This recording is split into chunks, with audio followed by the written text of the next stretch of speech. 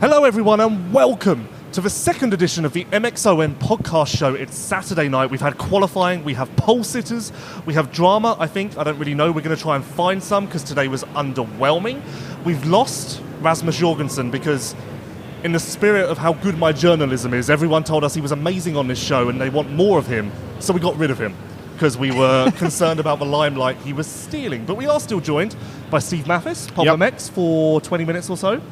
Just long enough for me to, woe is me, Canada is back in the B final. Yeah, and I am disappointed, disgusted, angry. I have papers in front of me. It's not a script, it's the results, and I have to go to page 4 or 5 to find your country. Yeah. But Adam's country, Spain-ish. Catalonia, they're not racing. Did this the day? Stop it. Stop flapping the papers around. It's a bit distracting. Yeah, Catalonia is not a country. Spain is a country. Oh, don't come to Catalonia and say it's not a country. What's going on in Spain? To be fair to me, though, I wrote in Racer X Racerhead that the floor for Canada was a B final and the high for Canada, the ceiling, was a 12th. So I do feel like I kind of nailed it a little bit. But you don't have the same rage that like JT does when Team USA does badly. It's more like a resignation. Yeah, no, I'm not. I kind of knew it would be a tough deal going in. So, but we didn't do this pod to start talking about B final teams, so we can move on. No, it was actually you who led us down that path. Instead, let's talk about something much more exciting, and that is the fact that I believe today was maybe one of the dullest days in Motocross of Nations history. Adam? Oh, that's quite a statement. But you pinched my word. Underwhelming was definitely my feeling about it. And can I just say my first impressions of the track is that I love the setting. I love the fact that riders, if they cut too far to the inside of one particular turn, are going to hit a tree. They pass underneath like this wooden rickety bridge. There's a real wonderful motocross flavour to this venue, but it looks as fast as fuck. And it really looks difficult for riders, especially Europeans, to make difference. I mean, there's one section in the woodland that is like half a GP track by itself. It's vast, and I think that was borne out in the racing today, where we didn't see a lot of great interaction or line swapping or position changing. Vast. Born out? What did you say? Born from? Born. A lot of words. He's so much better than us. Woodland section? He's so much better than us. He is. It's incredible. Yeah. No. Biggest takeaway for me today is the fact that every rider, including RJ Hampshire, so some Americans, complaining about the wood chip and how slippery it is. Do you remember there being wood chip talk before today? Yeah, in years past. Not at this year's National, though. No. But in years past, yes. I wonder how much, too, the track development had to do with... Obviously, the Blue Crew guys are incredible, bike of the year. But we did see Blue Crew races this morning on an 85, on a 65. And, I mean, it's full gate. Track develop. I don't think they did much work between that. And I wonder if that affected it. I saw like, smooth sections with deep ruts, and then more smooth, and then more ruts. And it struck me as really odd compared to Nationals that I've seen here as far as the prep. I don't know if it was an MXGP thing, and I don't know whether it was hey, we got 65s and 85s out here before the real riders thing. I don't quite know, but it did seem weird to me. Yeah, maybe if it's local prep, they're not used to so many classes, but it kind of threw them for a loop. I don't know. RJ told me he doesn't think they watered enough, and that's why the wood chip was still kind of there as a base, and it didn't sink in, you know? Okay. Maybe. I mean, it didn't look dusty or especially dry, so I don't know. Yeah, it looked very, very flat, very quick for the first moto, which was the MXGP class. By MX2, I think it was roughing up a little bit. And I was saying to Kai de Wolf just now, he was trying some different lines to try to catch back up on Sasha Kunen, who had a fantastic race, to win that race. But it looked patchy. There's some sections that were kind of had tacky and wet, and others that were dusty. It was a bit of a strange blend. I couldn't find a single rider who had a good thing to say. I think the bar was set so high with Redbud, and everyone idolises American tracks to a degree. I think this is the first time that they've gone, it's not all it's cracked up to be. One rider compared it to St. John. Oh. They were like, it's like, yes, we're used to this. It's slippery like St. John. Wow. Yeah, but there's no, I don't see that at all. But the slipperiness. There's no bullets of stones in the roost. But that's not a good comparison. Right. There? That's... As far as the racing, though, I mean, it kind of all played to script, I thought. Ken Roczen was better than I thought because he came in with low expectations. He was great. Lucas Kunen was a star. Sasha was a star. Tomac underwhelmed, even with that bad start. You expected him to go further. And other than that, it was kind of like check to me. Schmoder, I thought, rode well. Yeah, but I expected Joe to. I was telling somebody yesterday, I think he can top 5 a moto combined. You know, Okay. Joe's been riding great, and that bike's great. So, to me, Joe was I thought that was normal. Yeah, and Cooper was pretty solid. There was a time he was closing right back up to DeWolf. I thought you'd make a move, but then. But don't you think everything played to script outside of kind of what I said? Yeah, you're right. I mean, it didn't feel very explosive or sensational. Perhaps the biggest narrative we have from today is Team Netherlands. I don't know if you want to describe what happened there, Lewis. So we don't have Hurlings, and that was already a bad start. that didn't transpire from today. How do you work it into the show, every show? It's context. It's amazing, isn't it? It's context. I could go further back. Koldenhoff crashed out at the first qualifying MXGP, of course, but lost in this will be the dirty little secret. He went backwards quite aggressively, and that is a trend. I can't remember the stat exactly. Last 4 GPs, he hasn't been in the top 8, I think. That follows this trend, so that was almost more alarming to me than the crash, which seems as though it's ruled him out of tomorrow, but you know a little more? Well, I went to the section of the track where he was having treatment. I didn't see the crash. Second-hand information was that he hit a lap rider and went over the bars, but he seems to have hurt his shoulder blade and his back toward the upper part of the torso, and he actually got taken to hospital in Indianapolis for a checkup. So you'd have to imagine... He's probably still driving there now. Well, exactly. It's not exactly next door, so if Glenn needs to wait there, have a check. I can't see him racing tomorrow or even being in great shape. And so Team Netherlands, again, it's looking pretty sketchy for them. This also happened 2 years ago with Glenn, remember? Erne, he crashed. It was either Moto 1 or Sunday or the qualifying race, but the Netherlands quietly have had a tough old go. And Calvin Verlanderen with his eyesight, with the goggles popping out of Redbud as well. It's what happens when you look over Hurlings. And also, just so everyone knows, while Koldenhoff was still crawling his body off of the track, his carcass was there. I text Jeffrey and said, is there a flight? He's not coming. The rules don't allow it. You think he was watching? He was. He sent me a photo of his view with a TV and said, I prefer it here. Okay. So all right. It sounded a bit cold, that, Lewis. Cool. A man doesn't support his country. Cool, right? Roger. Check that. Got it. Okay, and that's enough out of you. Don't you have to go? Soon. Okay, thank you. Well, not soon enough, I'd say. Tomac. So starting device issues off the line. Oh, so that was that? Yep. Okay, I didn't know that. Horrific start.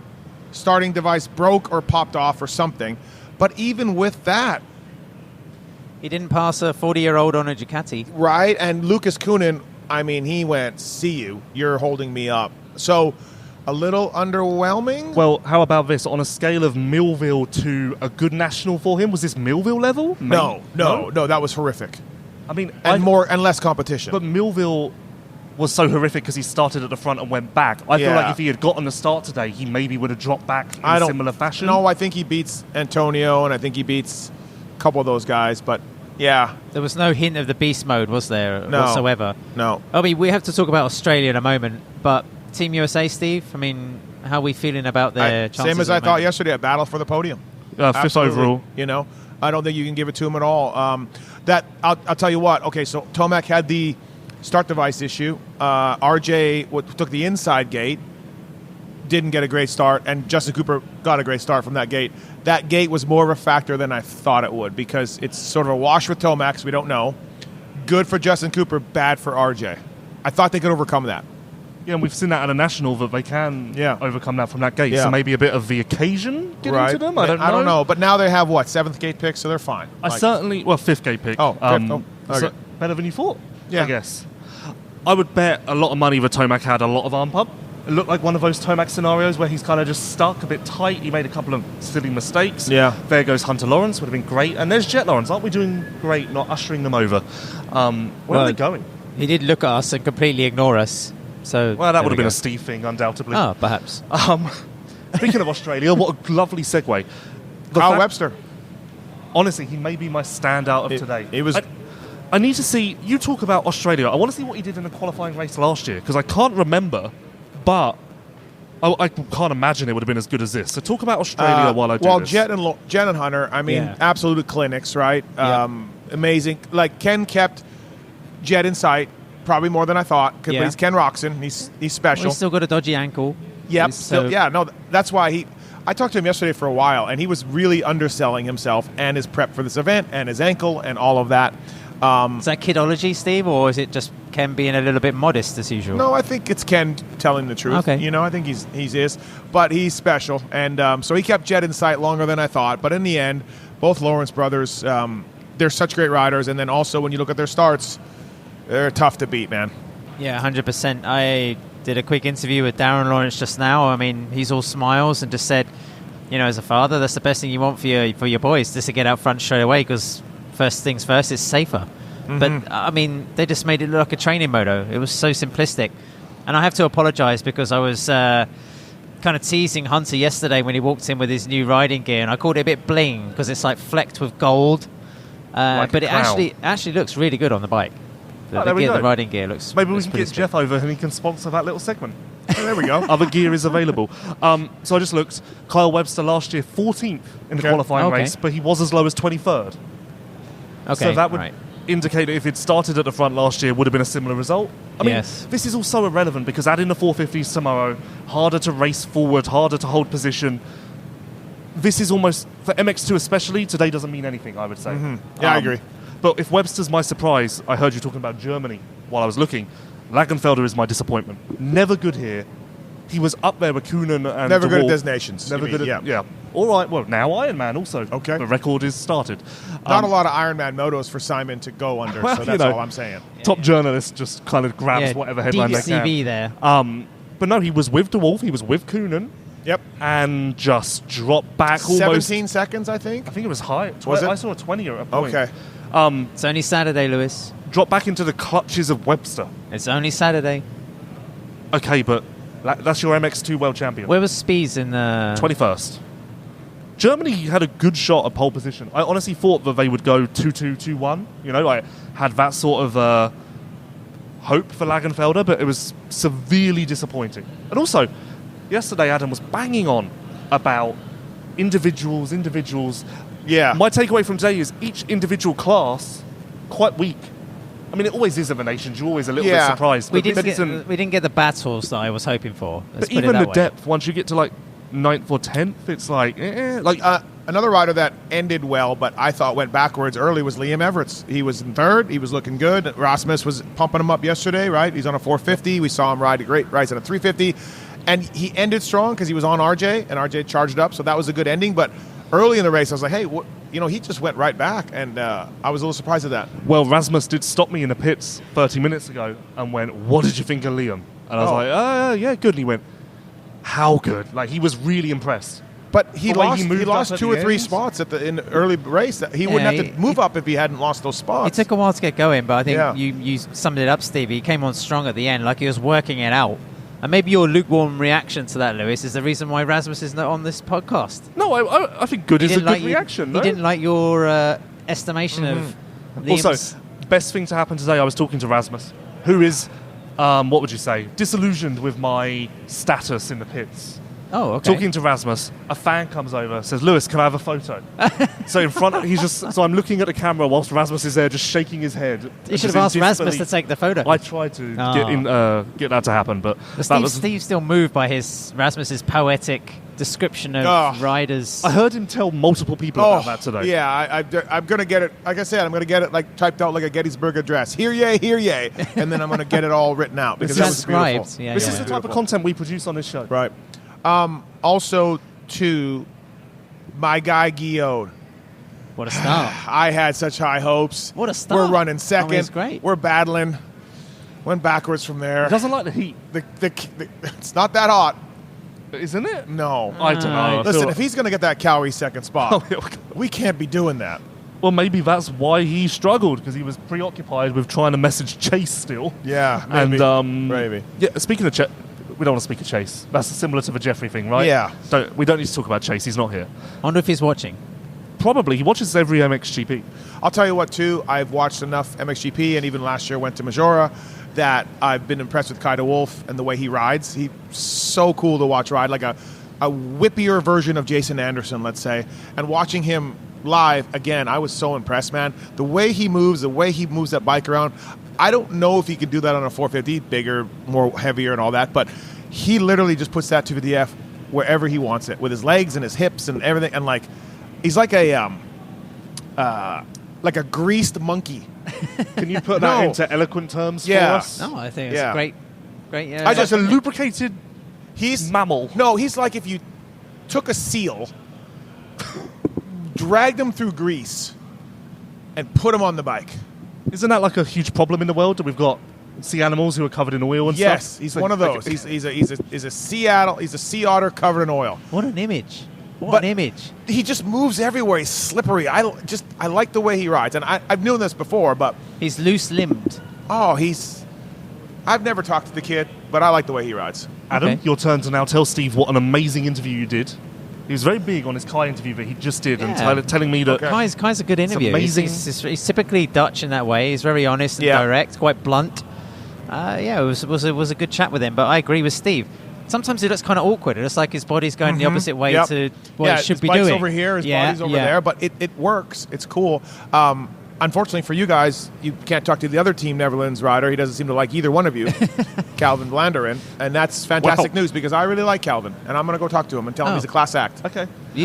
Speaking of De Wolf's riding style, the juxtaposition of De Wolf and Sasha Kunen side by side couldn't be any more different. Little and large, boy and man. It was quite funny to see, Sasha and then De Wolf come into view. Hilarious. Sasha's such an enigma. He's he rides with this accomplishment of someone way beyond like 18 years of age, but then you just know there's going to be a potential brain fart that was, of a rider that's even younger. But today was incredibly mature. I mean, there were risky moments. I said to Kai, actually, was it a bit sketchy actually following him? He was like, a few times I just didn't want to get close because, the back wheel's popping out. It looks like it's going to be pitched over the bars, whatever. But, Kuna's that young and that excited to be on this stage. I think he's I was actually watching him thinking, what rider has come to the nations and suddenly announced themselves on an emotional, like an international platform? Okay, Tim Ferry. Red Dog is howling at the moon. Yeah. Was one of my favorite. You like that one. Yeah, you like that. Okay. His brother, I thought, was maybe the most impressive today. Like 2 crashes in the first 100 feet. And again, like he went by some guys like they had rocks tied to him. Lucas Kunen, and Lewis spoke about this yesterday, or maybe you did. Probably you did because it was a good point, Adam. I remember you telling me this was a good point of mine, Damn Steve. It. Very motivated, right? Very motivated to show everybody what's up. And I thought he rode fantastic, man. I had a 20-minute race, and he got up that high. I agree completely, and I had a stark reminder today that as a media guy, we have a standing like this big in this world because I was standing in the infield, and it seems like there's everybody here at the Motocross of Nations, former riders, former champions, past greats. Ryan Dungey was there. He turned around and saw me, said, "Hey, how are you?" And we talked, and we just started to talk about kids, and then Sasha and Lucas Kunen came bundling over like 2 eager fans. Hello, Ryan, and that was it. Ryan turned around, and I just completely evaporated. I got one with Ryan Villapoto. I was hanging out with him in the announcer's tower, and did you know in the announcer's tower? Or no, in the pit lane. Sorry. Did you know Villapoto took credit for the current wave of GP riders, even though it was that long ago? He said they watched me, and now they're for 4 races. Yeah. Watch me stall it. Somehow RV rolled into that his brief GP experience is the reason why. You've got to go. So 10 years ago. Before we let you go. Soon. Well, can we talk about the Canada guy winning the 65 race? I didn't know that happened, but the floor is yours. Oh, okay. Yeah, the 65 race was won by a Canadian. Congrats. That might be our highlight today. Cute. It was like a future star. Yep. Well, in 17 years, maybe you can dream of more than the B final. And you'll still be here inevitably. Thank you. Trudging the path. Yeah. Before you go, your surprises, disappointments from today? I've said it. Okay, but what? Tomac was a disappointment. Yep. Even with the bad start. Lucas Kunen was my surprise. I knew he was great, but he rode great. The Lawrences did what I thought they would do. And I think Team USA is in for a hell of a battle to make the podium tomorrow. Now, Koldenhoff's probably not going to race, so that takes away the Dutch. But, I think Germany was better than I thought. Ken was better, I guess I should say, than I thought. And then you got, obviously, France. And, France, apart from Romain Febvre, I was a little disappointed by the French. I thought Renault might be a little better. Renault hates his bike. He's lying about the frame to the media. and he hates his bike. So there's a Right. lot going on there in order for him to overcome to get a result. So I totally missed Belgium. Yeah, Belgium's looking awesome. This is why we have you on the show. Right. Just Well, no. missing Like countries. Lucas Kunen was my surprise. Yeah. Yeah. Belgium is awesome, and so I think USA is going to be battling. I really do. I don't think this is. I think this is going to be a walk in the park for Australia, more so than I thought yesterday. Yeah, I agree. Yep. Because you Yep. were saying maybe not a Yep. walk in the park. I've completely backwalked it. Yeah. I think Australia will run away with it. Yeah. Before you go, in a word, Yeah. if Team USA miss a podium tomorrow, is the reaction as similar to Redbud 2018? Is there much to Oh, it spare? can't be. Or are It we can't giving them credit for showing up? Yeah. and- I think because they lost two of their riders and those guys stepped up, we're going to give them credit for, hey, you guys did all right, good effort, like we'll get them next year. Yeah. Hot sausage, quickly. Yeah. Did you hear it? I heard this from 3 people, so it has to be true. There was a time, Monday, Sunday, Tomac was out. I did not hear that. No, not at all. He was done. He was not coming. Like, it was, that was, Why? That was in the... Why? I don't know. No one really knows. It was in the ether for like 12 hours. Well, maybe he'll tweet. My Tweet it out. prediction tomorrow is that Tomac bounces back. I Oh. think he's going to roar back to some. Protecting himself No, from no, no, social Yeah, cyberbullying. yeah. no. There's going to be some result where you thought, well, where did that come from? Okay, I got to go. Yep. Have fun. Thank you for having me. Vital sucks, and appreciate you guys. Good job. Yes. Keep it up. Thank and you. Yes. Go Canada. Go Canada. Be Maine. There's a C final now, isn't there? Yeah. Yeah, we don't know who won. I saw that. We will be battling. I think we can win the B final and get in. Yeah, of course. Okay. Like, I mean, if you're not doing that, you've got Canada, Finland, Estonia, you know what? You're fucked. Okay. I don't think you're winning the B final. All right. Fair enough. Thanks, Yep. boys. All right, Cheers, see ya. Steve. I want to talk about Belgium some more. So there was a lot of Belgian hype before this. Yep. Has today tempered it, boosted it? Boosted it. I don't know. Has yeah, it? well, yeah, definitely. Kunen won a race. I mean- Lucas Kunen came back strong, like Steve said. And then Liam Everts, I thought, also showed potential. So, of course, Australia won with a perfect score today.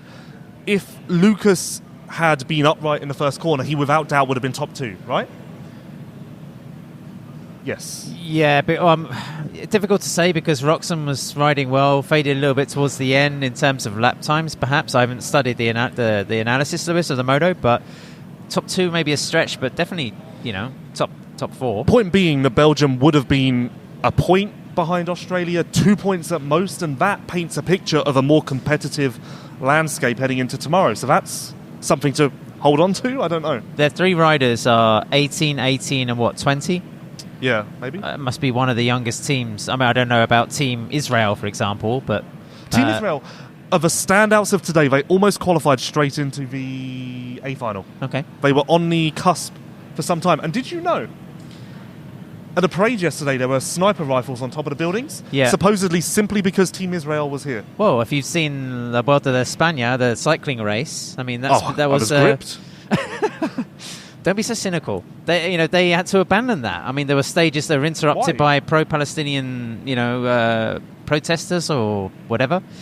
There was a lot of, upheaval around a team backed by an Israeli company or the Israeli government taking part in this cycling race that's very high profile. So the stuff like this, yeah, it's on the radar, unfortunately. Well, I'm quite surprised. I mean, I never even noticed that Israel were here, and now suddenly we've got snipers because of them, and they're almost qualifying. Who did you enjoy watching today, Lewis? Honestly, maybe I peaked too soon because Thursday should be no one's highlight of the Motocross of Nations. But I'm feeling a little bit... I don't know if I've even got a standout from today. Lucas Kunen was incredible. Yep. And I'm holding on to that tomorrow because I really believe he's going to give Jett something. And I think with confidence and conviction, there are 3 riders in the world who believe that they can beat Jett Lawrence. Lucas Kunen, Chase Sexton, Jeffrey Hurlings. He's the only one we've got. So we're going to hold on to him and nurture him. So Kunen was incredibly impressive. Sasha Kunen, nice to see him fulfill his potential, not crash. I mean, of course, that was nice. Aside from that, J. Coop was impressive. Like, yeah, I don't know. Like, nothing jumps off the page, which is odd at the Nations. I mean, I thought Calvin Verlanderen rode well, and Kai de Wolf as well. It's such a shame that Koldenhoff got hurt. I hope Team Netherlands don't lose, motivation for that, because I think Kai could really be a push for MX2 victory. Yep. I mean, like you say, you were disappointed with Simon Lagenfelder, but... De Wolf could really take that MX2 medal. So I hope he's not thinking, oh, shit, what's the point of being here now? You know how the American industry kind of became disillusioned with this race because of the controversy behind team selection and just the drama around it? the Netherlands now potentially going into Sunday with 2 riders for the second time in 3 years. There's a lot of drama around Hurling's not being here, and that's going to be magnified now they're down Koldenhoff. I wonder if we start to see Netherlands kind of, I don't know, less motivated, less into this race. Of course, they were the nation on the rise in the late 2010s. They have cancer research, so that's why they're here. But no, I don't think it will stretch to that. I mean, like you say, they've got an addition at MXoN in 2 years to look forward to. I think that's gonna. If there's any potential threat of Team Netherlands losing interest, then that eradicates it straight away. And the promoters for MXoN are here. Yes. Surprisingly, promoters for ONA as well. Of course. We only just got the 2026 calendar, but MXoN Nations, the 9th and 10th of October. Locked in. Yeah, book your hotel. Maybe the latest ever Nations. I don't know if we've ever gone into the 10s before. Yes. We don't know the dates for SMX, of course, yet, but that might have a bearing. Well, so next year it goes SMX Las Vegas or the finale straight into the Nations the following weekend. In France. I thought that was going to be huge drama. Hunter told me it's better. Oh, okay. And that's welcome change. I don't think it will be better for Team USA because they like to have that acclimatization period of coming over and riding. And for that reason, I predict that Hunter's words will be lost in time, and this time next year will be all we hear about. I don't think it will affect Team Australia so much because the Lawrences have a little bit of that European background. They have that openness to travel, of course, because they compete in international supercross races. I mean, that's the case also for some Americans, but the MO for Team USA in recent years has been a little bit more, let's get over there, let's get set up, let's ride, and there might not be that amount of time to do that. My I feel smart moment of the race, which is a new segment we're going to launch, is Latvia is playing out exactly as I expected. I said nothing spectacular, but they're going to card many results between 8 to 15 and it will surge them forward. And what was the outcome? 9-9-11. Okay. So if they do that, if they just go 9-9-11, 11-9-10 tomorrow, that's going to be a top 6 or top 7. I'm certain of it. Okay. And that is Latvia for you. And also, the Paul Jonas interview I did yesterday, he has an army of motocross of American fans. Okay. Today he said they were relentless. His Instagram DMs are full. I've had fans today stop me and say I never knew who Paul Jonas was. Still don't really, but I'm a fan. You need to be on some sort of commission, Lewis. This proves that MXGP needs media. Yes. And there's going to be media who are mad to hear that. But the riders are out there crying for in-depth coverage and some motivation for their series. But it sounded like a worthwhile use of your time and his, even though it was recorded in a bit of a lame video way, if I have to say. Controversial. Well, you don't work in America, Adam. If you moved to America, you would have a camera by your side at all times. And if you left your camera, someone would have said, "Where's your camera, Adam?" I don't know. Relentless. Maybe a bit old school for that, Lewis. Yeah, I think you rubbed off on me too much. But Latvia, I predict good things from tomorrow. Even Japan. 10th overall. Shimoda, great. But Soya and Nakajima, 14th, solid in MX2. The result they dropped, Yuki Okura, only a 19th. Good pronunciation. Thank you, I've been working on it. For a drop score, a 19th, that tells me they're going to be up there compared to maybe Spies, 21st in Open. That's going to really hamper Germany because they need one of his scores. Of course, the Netherlands are going to be nowhere once again. And there's another nation who had a very high score that didn't quite reflect. Spain? Well, Slovenia, of course. That's going to I thought Ruben Fernandez was good. Oh, I didn't even really note that they had 36th gate pick. Yeah. For him to be as good... Yeah. It kind of shined a light on how weak the field is, that for a moment, Fernandez was our shining MXGP hope. Do we want to try and grab them or no? No. Because it's kind of laughing. He doesn't want to do it. Yeah, he doesn't want to come over. It's sad. We're watching Jett and Hunter leave now. They came in, they left. It didn't work. Oh, look. I think we could have had him. We just didn't have star power. If Jett wanted to heckle us, surely he would have joined us to do that for a minute at least. Yeah, but he just shouted, "Don't listen to what he says." Was he talking to me or to you? That is the question that we'll never get to. Well, we have to go and ask him afterwards. Where the hell did he go? Where were they going in transit in a media centre? I don't know. But they are disappointed by Switzerland, but again, maybe let down by their third rider, Nico Groitman, his first ride here. 15th in the MX2 qualifying race doesn't bear well for tomorrow once 450s are out there. They're going to struggle.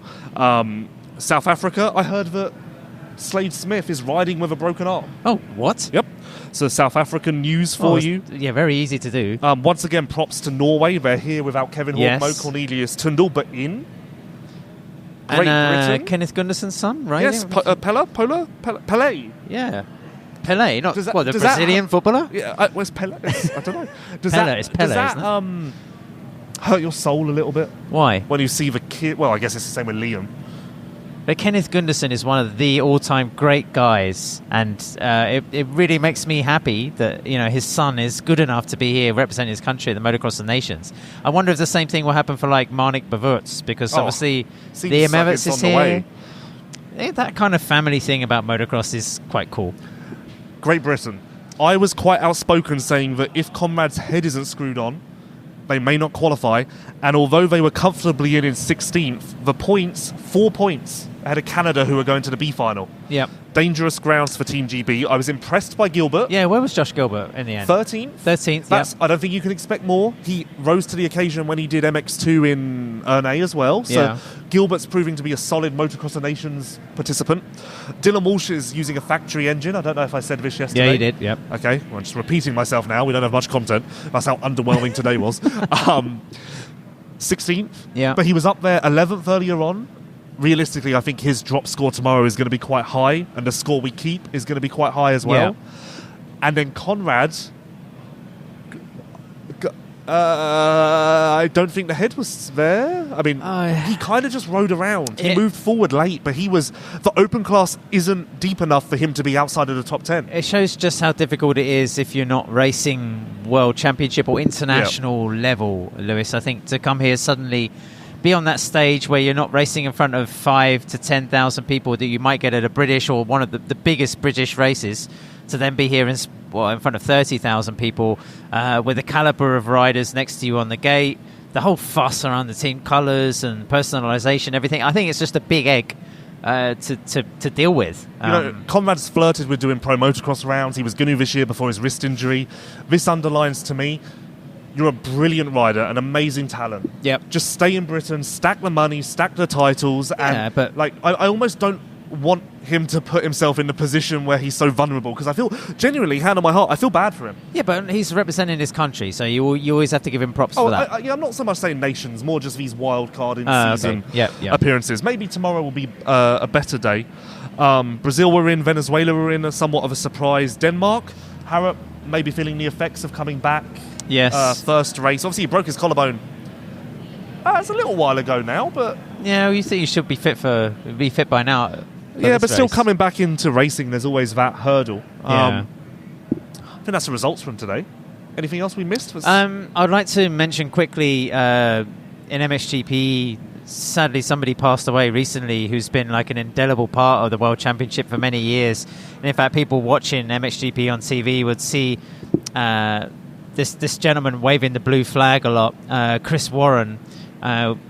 Sadly, we miss him. R.I.P. Chris, because not only was he somebody that was part of the race direction, an implicit part of the MXGP paddock, but importantly, he was somebody who always had a smile, always said hello.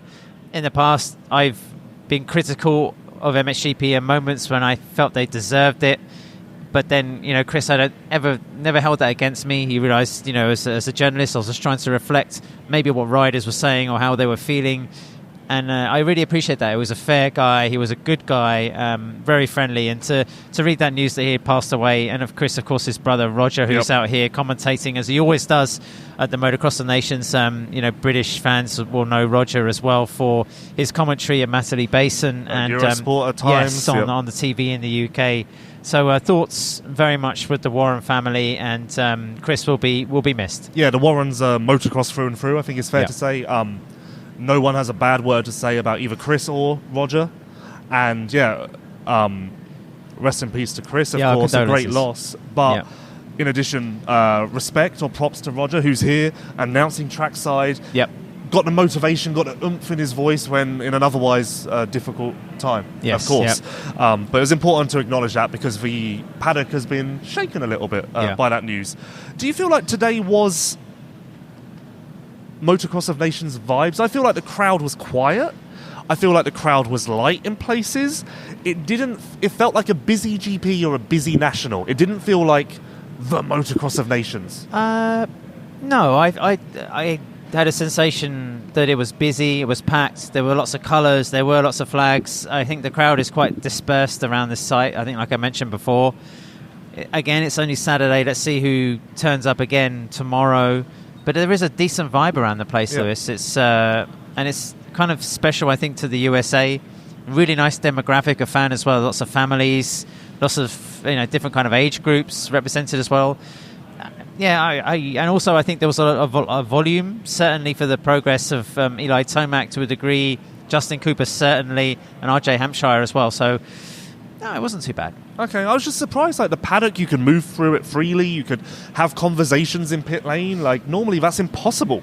I don't know where it comes from though. Like it's busy. It's just not. It's lacking. But then that is the American Motocross of Nations, isn't it? And like I said earlier, there is star power. It's pretty much like a who's who of international and American motocross is here. Potentially, it's just us fueling rumours. But Australia 2029 seems to be more and more prominent in the paddock. Goodness, hope it's still alive then. I mean, we are getting ahead of ourselves. Well, 4 years. This is quite some time, Lewis. I mean, has the Nations ever been planned more than 3 years in advance? We'll timestamp this now, and in 2029, if one of us is doing this podcast, if neither of us is, we'll go, you know what? Just leave Adam, you made it, or Lewis, you didn't make it, or we'll see how... Just leave an empty chair. That goes. And then some whispers that Ironman isn't locked in for the 2028 Nations. And some whispers... High Point. High Point will be I heard something a little more unique. A bit of a departure from traditional American motocross. So like a new build inside a different venue. Oh, okay. Well, say it. I said High Point. Well, you just said it. Something a bit more supercross, not supercrossy, but bringing the show element of supercross into the Motocross of Nations. Maybe I don't know. It means nothing because they're usually here, but lots of failed motorsport staff here. Yeah, great to see. Yes, definitely. Like all the big wigs. Like I say, they usually come to this race. They were at Redbud as well, so you can't read too much into it, but you do wonder if there are some interesting meetings going on behind closed doors. RJ Hampshire just walked past. We really could have had a revolving door of talent. Yeah, well, that was more outside. I don't know. Okay. There's nobody else inside, is there? It really says a lot about us that none of them approached us. Well, also, we have to get our shit together. Maybe we could actually arrange for somebody to pop by. So that's a lovely segue. Severe apologies for the audio yesterday. The audio on Saturdays with Sewer. As you can see, we have a variety of microphones, which I think isn't helping. Perhaps not overly prepared for this show, especially with as many guests as we had yesterday. Maybe underestimated the task somewhat, video as well. So this one's been okay, and we'll be good tomorrow. I put so much fucking pressure on myself for this race, and I've really struggled today. I think this is why I'm also a bit over it. It's because I've really pissed myself off with this dip. No, come on, Lewis, come on. No, it's good content. It's been a good race so far. As I tweeted, I know that the audio was less than ideal. It wasn't unlistenable, though, and I hope that the content part, because yesterday was great, Saturdays with Sewer was great, those two stood side by side is brilliant because they're completely different tales. I hope that the content shined through still, despite my inadequacies as a journalist and person. First of all, we have to see how the audio is from this podcast, and we should perhaps preempt it by saying we did have Dark Side pushing the buttons. Yes, so I'm actually a little bit concerned that he hasn't pressed record, to be honest. Yeah, I mean, this could be a complete waste of time. This is your MotoGP podcast. This is Mike. This is my mic from the MX Vice days, so it's seen some shit. It's been around. So our bad.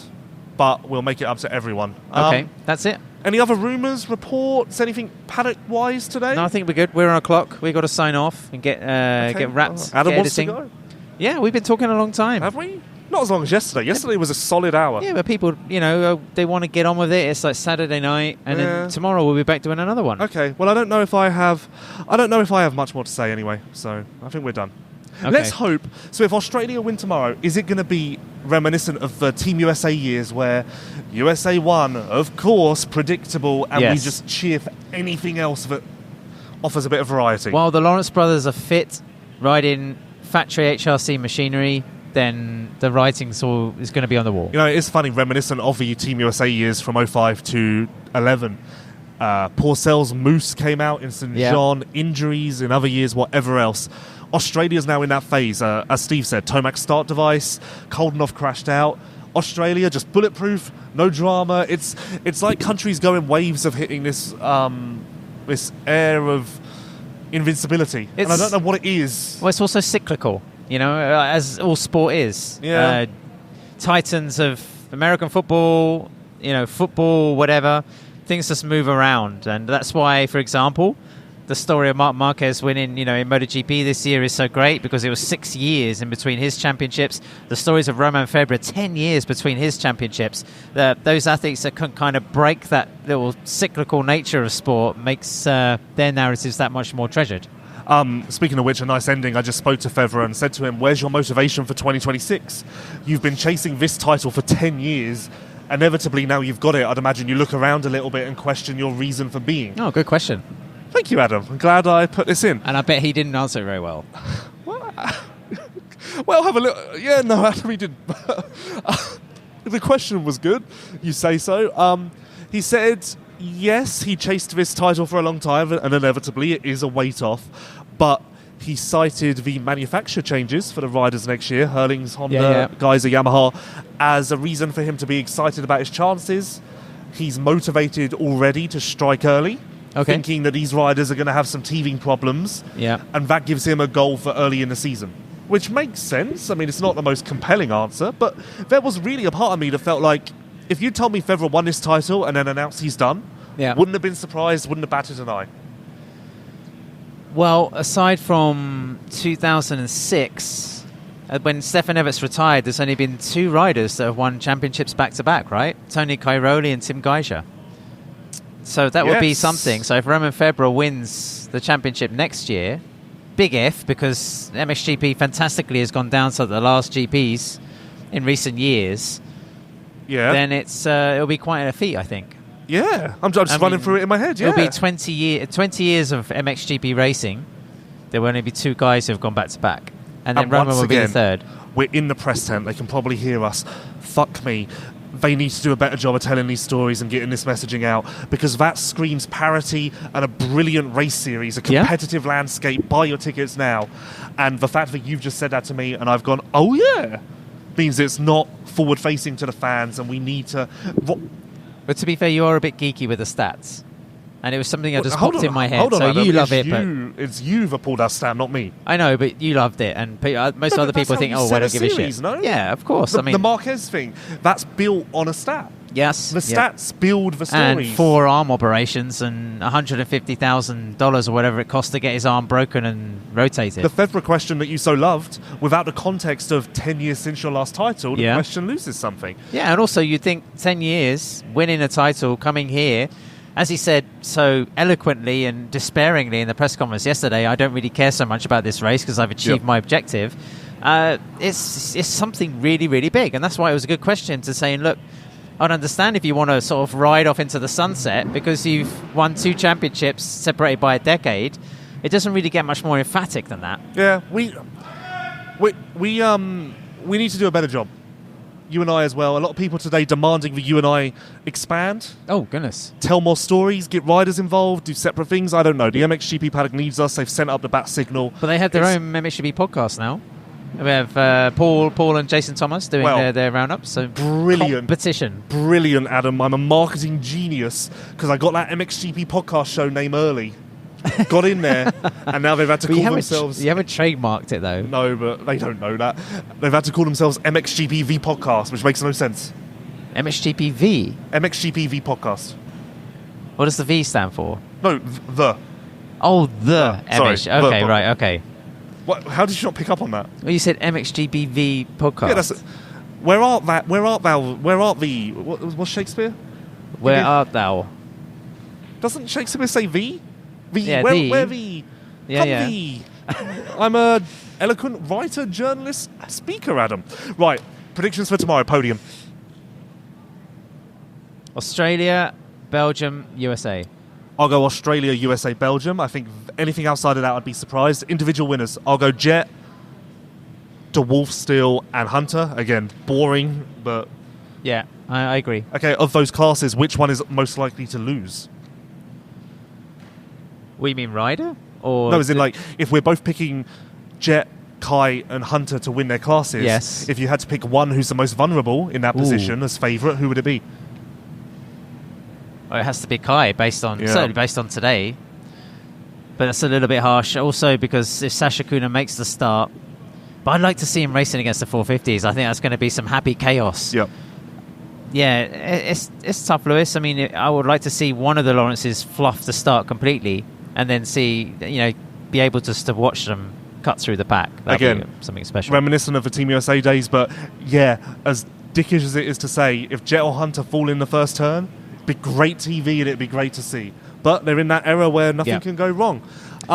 Thank you, Adam. Okay, thank you, for Lewis. your efforts. Thank you to Steve, who left us some time ago now.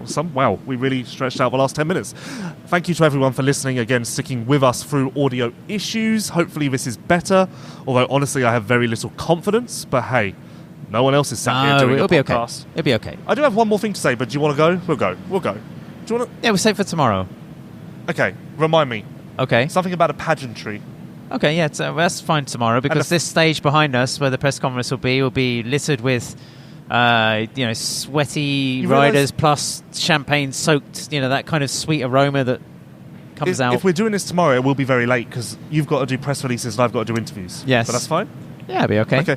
Okay, well, thank you once again, everyone.